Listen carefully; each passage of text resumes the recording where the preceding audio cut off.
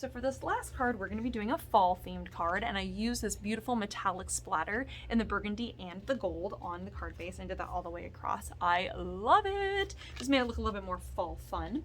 Now remember how I told you from the last card that said, oh, what fun. That was the card. What I did was I colored with the Caran brush markers on the watercolor paper on these letters, and I did them on the letters F, A, 2 H's, and the letter M. So I want to make a fall card. So in order to do this, we are going to be cutting apart and repiecing back together the pieces of the word, of the letters that popped out of our last die cut. So what I'm going to do here is for the letter M, or the letter W, because I guess it was a W, I'm going to trim the two sides off of that letter. So we have this one here, and we're going to do the same thing up here. I'm just cutting straight across there. And then I'm going to take the letter H here, and I'm going to do the same thing. I'm just going to cut two sides off of that. So probably this one and this one. Okay, now I'm going to take, and I want to just make the letter L here. So I don't need them to be super, super long. But what I am focusing on, and I know it's going to be really hard to see here, is the edge of the letters is a little bit more rounded, where there's a cut edge, what we just cut. So we want the cut edges to be touching, so that way you can see that the letters are a little bit more rounded on the top and on the right hand side. So I'm going to do the same thing down here for the bottom one. So again, I have kind of a rounded edge at the top there. So here I'm going to find my cut edge. Oh, actually on this one, we're going to trim this down. There we are. And so I'll have my cut edges touching my cut edge. There we are. Okay, so for the little feet here of the letter L's, we want to make sure that those are going to be the same width. So I'm just going to hold those in place and just trim that one so it's a little bit shorter. And I'm going to take the two longer letters, the top part of the L, I'm going to match those up and trim those so those are also this exact same height, because we want them to look like they're the same letter of the alphabet. All right, all these leftover pieces we can just toss. We don't need any of those. Okay. All right, now we're going to take a tiny little bit of glue and we're going to glue these together. So we're going to take our two letter L's here, just making sure the rounded part is at the top there and the cut part's at the bottom, putting a tiny little dot of glue on the bottom of each of those letters, and then again making sure that I'm putting the cut edge right next to it, right on top of it. So those are all matching up. All right, once you have your letters together and you have the word fall, now we're going to take our water brush. Again, just a plain old water brush, or if you don't have one, you can use a paintbrush with water in it. And what we're going to do is we're going to actually activate the color of the Caran brush marker here. And if you're having a hard time, you can create like a little puddle of water. I know mine is gold because I was painting with the gold metallic watercolor palette most recently. And again, I'm just kind of pulling this color out here and kind of using my brush to kind of manipulate and physically move the color across the paper there. Okay, so what you end up with is that you end up with a little bit more toned down color that's a little bit more beautifully blended, and not one that's so stark like this. All right, so the Caran brush markers, they move with water, which makes it really fun for doing some of these kind of fun watercolor techniques. Okay, again, we're just going to kind of move that out a little bit. And if it's a little splotchy looking, it's totally fine. Kind of goes with the fall theme, the fall element. And again, down here at the bottom, and let's say you have a lot of color on one and not as much color on the other, you get to pull some of that color from one onto the other, and we're going to do the same thing here. All right, now you might have a little bit of color left on your brush, and if so, that's great, because what I would actually have you do is color the inside of the little mice little ear and the little belly, and it's just kind of giving it a little bit of color. I know there won't really be a whole lot there, but sometimes some of the watercolor from our little watercolor letters here, you can actually pick up some of that color and apply it elsewhere. So we're going to add a little bit into the little mice, and I know that's very hard to see, but I just did their little tummies and then the inside of the little ears. Okay, all right, so now comes everyone's most favorite part, fussy cutting. I know, it's no one's favorite, but I actually have some tips for you to make this go really fast, so bear with me. All right, so first thing, we have this word that says have a happy. So this is actually written, the stamp is like this, is kind of a movement. It's supposed to say like have a happy day or have a happy fall or something like that, but I wanted to say have a happy, and I wanted the word fall to be big.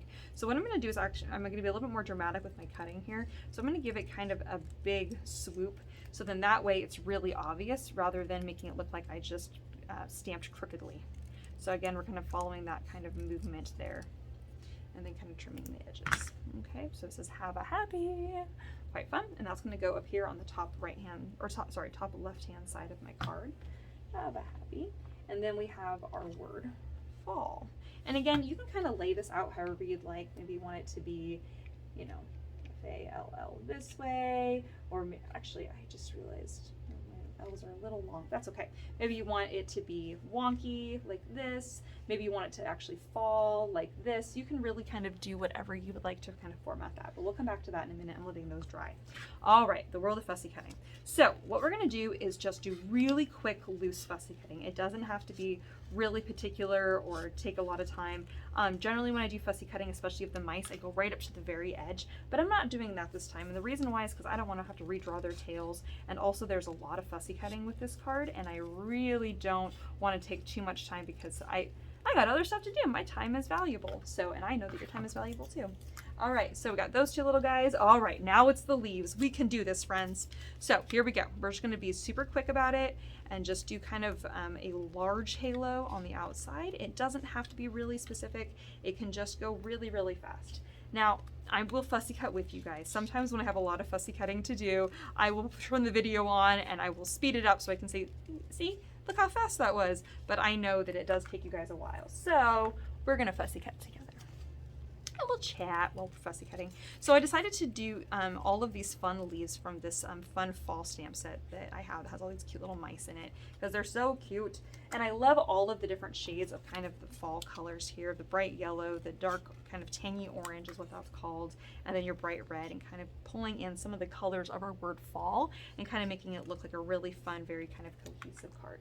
All right, whoops, I would help if I actually cut out the leaves that are on my other little sheet here. So some of these I am getting a little bit more specific with, but the majority of them I'm just being kind of really kind of fast. Again, it doesn't have to really be super, you know, perfect.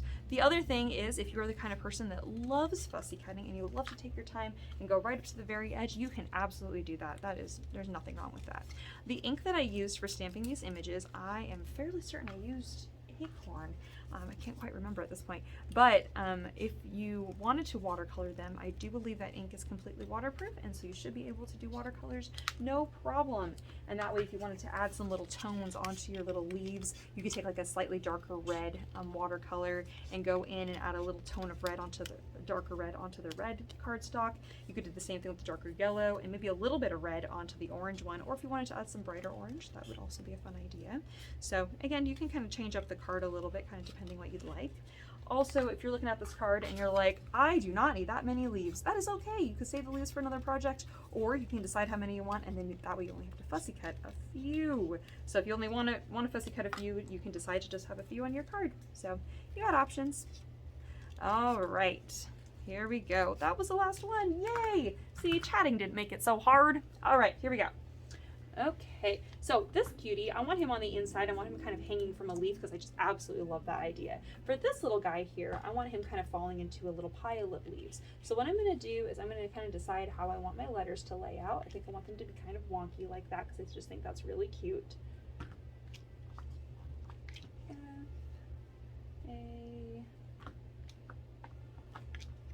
You got your two L's. And kind of going back and forth between left and right on the little wobble, that way it looks right. Looks kind of even. All right, there we are. Whoops. Okay, all right, and then I'm just gonna put in a grouping of fun little leaves up here just to kind of make it look kind of fun. And I'm doing kind of a combination of kind of the weight of the leaves so that it makes sense when you have like your heavy one up here, you want maybe the same kind of color or kind of the heaviness down here on the other side. And I want this little guy, I wanted him to be right here. I just think he's so cute. Now I don't want to block off the letter F. So I'm just going to trim this down just a little tiny bit. Stick this cutie in here. Fun, yay. All right, so I'm going to stick some of these other little leaves around, have them kind of flying in the wind there. All right, then on the inside of the card, maybe we'll add in this little guy down here and stick a little leaf above him. Fun. And then you can kind of do your grouping of other colors. And again, you don't have to use all of them. When I was originally designing this card, I actually did not use this many red ones, but since I had stamped out that many red ones for you, I figured we could use them all. Why not? You can add some more off to the side just to kind of create kind of a fun movement and kind of create lots of things kind of going on, and then you can write your little sentiments down here. All right, isn't that so fun? Oh, I just love the little fall card idea. It's just so cute, and I love using the little cutouts from another card, from another die cut that's supposed to be something totally different, and changing it up and doing something, you know, unexpected. So it makes me happy. All right, friends, thanks for joining me for card class. I'll see you later. Bye-bye.